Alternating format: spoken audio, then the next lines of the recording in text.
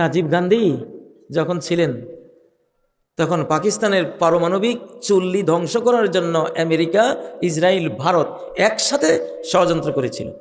সাদ্দাম হোসেনেরটা ধ্বংস করে দিয়ে, ইরাকের সাদ্দামের পারমাণবিক চুল্লি ধ্বংস করে দিয়ে পাকিস্তানেরটা ধ্বংস করতে চেয়েছিল।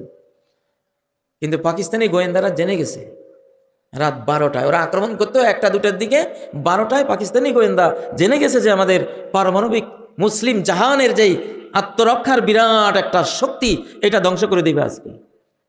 জিয়াউল হক তখন বেঁচে ছিলেন। প্রেসিডেন্ট জিয়াউল হক বললেন, সাথে সাথে আমার বিমান বাহিনী এক ঝাঁক ভারতের দিকে মুভ করো, আরেক ঝাঁক ইসরায়েলের দিকে মুভ করো, আমাকে যদি আক্রমণ করে আমি উড়াই দেব। পরে ওরা খবর পেয়ে গেছে যে পাকিস্তান সজাগ হয়ে গেছে, সাহস করে নেই।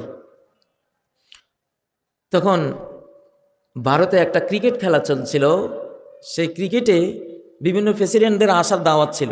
জিয়াউল হক সরাসরি আসলেন ক্রিকেটের মাঠে। রাজীব গান্ধী আর উনি খেলা দেখলেন। খেলা শেষে প্রেসিডেন্ট জিয়াউল হক বললেন, রাজীব, শুনেছি আমার পারমাণবিক চুল্লিতে হামলা করার চক্রান্ত করতেছেন, তো যদি সেটা করেন তাহলে পৃথিবীর মানুষ চেঙ্গিস খান, হালাকু খানের ইতিহাস ভুলে যাবে, নতুন করে রাজীব আর জিয়াউল হকের ইতিহাস লিখবে। কারণ আপনি যখন আমাকে তামা করবেন, আমি গোটা ইন্ডিয়াকে তামা করে দেব।